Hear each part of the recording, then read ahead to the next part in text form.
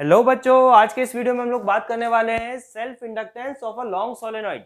हमारे पास एक सोलेनॉइड है। सोलेनॉइड हमको पता है कि एक कोर हम लोगों ने ली, उसके ऊपर हमने क्या करा, वायर्स को लपेट दिया। ठीक है, इस तरह से हेलिकल फॉर्म में। तो इसको हम क्या बोलते हैं, सोलेनॉइड। तो लेट्स से कि हमारा जो सोलेनॉइड है उसका लेंथ एल है, इसका जो एरिया ऑफ क्रॉस सेक्शन है वो कितना है यहाँ पर ए, और इसके अंदर करंट कितना फ्लो कर रहा है आई। तो हमको क्या निकालना है कि इसका जो सेल्फ इंडक्टेंस होगा। सोलेनॉइड मतलब क्या, एक कॉइल ही तो है जिसके बीच में हमने क्या रख रखी है, एक रॉड को रख रखी है, एक सॉफ्ट आयरन कोर को रख रखा है। तो इसका हमको क्या निकालना है, इंडक्टेंस निकालना है। चलिए निकाल लेते हैं। हमने पढ़ा है, हमने जब मैग्नेटिक इफेक्ट पढ़ रहे थे तो हमने देखा था कि सोलेनॉइड जो होता है उसके अंदर मैग्नेटिक फील्ड कितनी क्रिएट होती है आपकी, म्यू नॉट एन आई। ठीक है, वेयर म्यू नॉट आपका क्या होता है, इसकी परमिएबिलिटी होता है। एन क्या होता है आपका, number of turns per unit length. एक यूनिट लेंथ में कितने टर्न्स आ रहे हैं उसको हम किससे रिप्रेजेंट करते हैं, एन से। और आई यहाँ पर क्या हो रहा है, इसके अंदर जो फ्लो होने वाला है वो करंट। अब देखिए, हमको पता है कि फ्लक्स, इसके अंदर जब करंट फ्लो होगा तो करंट की वजह से यहाँ पर एक मैग्नेटिक फील्ड सेटअप होगी, और मैग्नेटिक फील्ड जब यहाँ पर सेटअप होगी तो यहाँ पर क्या होगा, आपका एक फ्लक्स डेवलप होने वाला है। तो फ्लक्स पर यूनिट टर्न हम निकाल लेते हैं। एक टर्न में कितना फ्लक्स जनरेट हो रहा है, flux in a single turn. ठीक है, देखो एक टर्न में कितना फ्लक्स जनरेट होगा, फ्लक्स इज इक्वल टू कितना होता है, देखो दोस्तों B dot A, dot product होता है। तो ये कितना हो जाएगा आपका, B A cos theta. Now मेरे को बताओ थीटा की वैल्यू कितनी होगी। ये आपका कॉइल है, इस तरह से रखी हुई है, 3 डायमेंशन फिगर है, ये इस तरह से रखा हुआ है। अब यहाँ पर देखिए, कॉइल का जो एरिया वेक्टर है वो किस डायरेक्शन में लगेगा, इस डायरेक्शन में। और सोलेनॉइड के अंदर जो मैग्नेटिक फील्ड क्रिएट होती है वो भी क्या होती है, अंदर इसी डायरेक्शन में क्रिएट होती है। मतलब कि सोलेनॉइड के अंदर जो थीटा है बी और ए के अंदर वो कितना है, 0, और कॉस 0 की वैल्यू कितनी होती है, 1। तो यहाँ पर सिंपली फ्लक्स कितना आएगा, एक टर्न के अंदर बी इंटू ए। नाउ देखो बी की वैल्यू कितनी है, बी इज इक्वल टू है आपका म्यू नॉट एन आई इंटू हमने पुट कर दिया यहाँ पर देखो ए। ये तो हो गया आपका क्या, flux in a single turn. अब अगर मुझे टोटल फ्लक्स निकालना है, टोटल फ्लक्स, ठीक है, total flux, let call this phi B. तो टोटल फ्लक्स कितना होगा, एक टर्न का फ्लक्स, एक सिंगल टर्न का flux into total number of turns. तो एक सिंगल टर्न का फ्लक्स कितना है, देखो यहाँ पर हो गया आपका म्यू नॉट एन आई ए। ठीक है, इंटू में क्या, इंटू में टोटल नंबर ऑफ टर्न्स। अब देखिए टोटल नंबर ऑफ टर्न्स क्या होगा, एन क्या है यहाँ पर आपका, number of turns per unit length. ठीक है, एक यूनिट लेंथ में एन टर्म्स है, तो टोटल एल लेंथ में कितने टर्म्स होंगे, एन इंटू एल। तो यहाँ पर मल्टीप्लाई कर देते देखो एन इंटू एल का। तो यहाँ से देखिए आपका जो फ्लक्स निकल कर आएगा फाई बी, वो आएगा आपका mu naught N square L A into I. इसको नाम दे दो एक इक्वेशन नंबर 1। नाउ हमको क्या निकालना है, इसका सेल्फ इंडक्टेंस। तो by definition of self inductance, by definition of self induction, ठीक है, सेल्फ इंडक्शन, हमने पढ़ा है कि फाई इज इक्वल टू कितना होता है, एल आई। हमने क्या पढ़ा है कि फाई इज इक्वल टू क्या होता है आपका, एल आई। तो यहां पर देखो from equation number 1 and 2, equation number 1 और 2 में अगर हम बात करें तो दोनों ही किसकी बात कर रहे हैं, फ्लक्स की बात कर रहे हैं। तो दोनों को हम क्या कर सकते हैं, इक्वेट कर सकते हैं।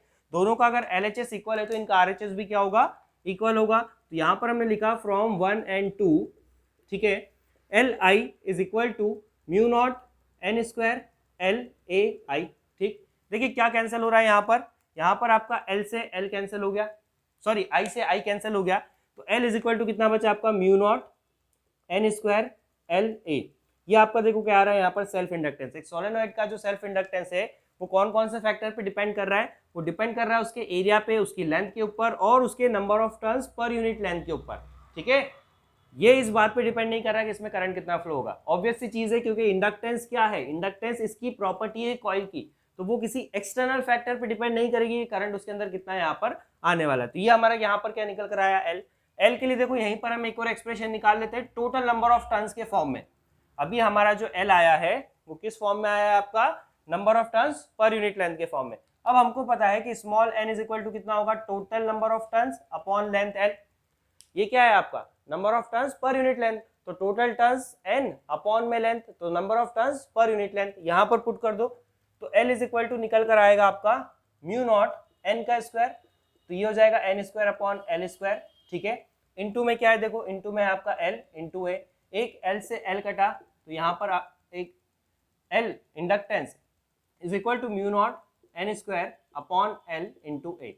ये आपके पास क्या आ रहा है, इंडक्टेंस का एक एक्सप्रेशन आ रहा है। 3 फैक्टर पे डिपेंड कर रहा है, टोटल नंबर ऑफ टर्न्स, ठीक है, लेंथ एंड एरिया के ऊपर। नाउ हमको अब बात करना है कि इसके अंदर कितना एनर्जी स्टोर होने वाला है। इंडक्टर भी अपने अंदर क्या करेगा कि एनर्जी स्टोर करता है, तो सोलेनॉइड के अंदर भी क्या होगी, कुछ ना कुछ एनर्जी स्टोर होने वाली है। उसी के लिए हमको यहाँ पर क्या करना है कि एक्सप्रेशन फाइंड आउट करना है। चलिए, हमको पता है कि किसी भी इंडक्टर के अंदर जो टोटल एनर्जी स्टोर होती है वो कितनी होती है, half L I square. Last video में हमने इसका डेरिवेशन किया है।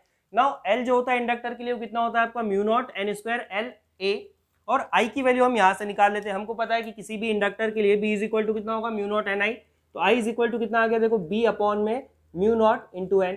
तो ये जो एल है और ये जो आई है, इन दोनों की वैल्यू को यहाँ पर पुट कर लेते हैं। तो 1/2 एल की वैल्यू देखिए कितनी हो गई आपकी, mu naught N square L ए, और आई की वैल्यू कितनी है, बी अपॉन में म्यू नॉट एन। तो अपन ने लिखा है यहाँ पर देखो बी अपॉन में म्यू नॉट एन का होल स्क्वायर, ठीक है ना। आई का स्क्वायर हमने यहाँ पर क्या करा, पुट करा। इसको जरा सा सिंप्लीफाई कर ले तो देखिए क्या हो गया, 1/2 mu naught N square L A into में बी स्क्वायर अपॉन में म्यू नॉट का स्क्वायर इंटू एन का स्क्वायर। स्क्वायर को ओपन किया, ब्रैकेट को ओपन किया, जो कैंसिल हो रहा है उसको उड़ा दो। एन स्क्वायर से एन स्क्वायर गया, एक म्यू नॉट से म्यू नॉट गया। तो यहाँ पर देखिए यू कितना बचा आपका, 1/2, ठीक है। टोटल एनर्जी कितनी बन रही है, 1/2, ठीक है। 1/2 ये देखिए एल इंटू ए इंटू बी स्क्वायर अपॉन में म्यू नॉट, ठीक है। ये आपका क्या बच रहा है यहाँ पर, total energy stored in a inductor. Now एक छोटा सा काम और हम लोग यहाँ पर करते हैं, ये जो एल ए है इसको हम ले लेते हैं यहाँ पर अपॉन में एल इंटू ए। तो देखिए एरिया इंटू लेंथ क्या होता है, बिल्कुल सही, एरिया इंटू लेंथ क्या होता है आपका, वॉल्यूम। तो इसको हम ऐसा लिखे क्या, यू अपॉन में A L is equal to 1/2 mu naught into B square, simple, ठीक है। तो यहाँ पर देखिए ये क्या है आपका, energy per unit volume, energy per unit volume. तो लेट्स से कि इसको मैं लिख देता हूँ स्मॉल यू। तो small u is equal to कितना आ रहा है आपका, देखो 1/2 म्यू नॉट इंटू बी का स्क्वायर, ठीक है। तो ये आपका क्या आ रहा है, energy stored in a inductor per unit volume. अब एक इंपॉर्टेंट मैं यहाँ पर आपको एक ऑब्जर्वेशन देना चाह रहा हूँ कि हमने जब कैपेसिटर की बात करी थी, तो कैपेसिटर के अंदर जो एनर्जी स्टोर्ड होती है वो होती है 1/2 एप्सिलॉन नॉट इंटू ई का स्क्वायर।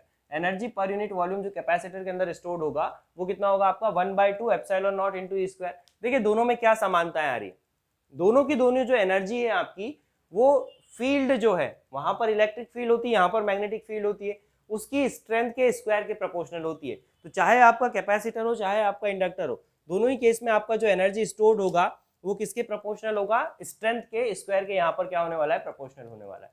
तो आई होप आपको ये पूरा टॉपिक समझ में आया होगा। बड़ा ही सिंपल सा टॉपिक है, एनर्जी हमको निकालना थी तो हमने क्या करा, इंडक्शन की एक डेफिनेशन यूज करी कि flux is equal to L I, ठीक है। और हमने जो फ्लक्स है वो इसके अंदर कैलकुलेट करा अलग से, दोनों को इक्वेट करा, सिंप्लीफाई किया, हमको आंसर मिला। तो आई होप आपको ये पूरा टॉपिक समझ में आया होगा। यहाँ पर अगर कुछ भी डाउट है तो आप मुझे कमेंट सेक्शन में बताइए। वीडियो पसंद आया हो तो लाइक शेयर सब्सक्राइब जरूर कीजिएगा, ठीक है। यहाँ तक बने रहने के लिए बहुत बहुत शुक्रिया। जय हिंद, वंदे मातरम।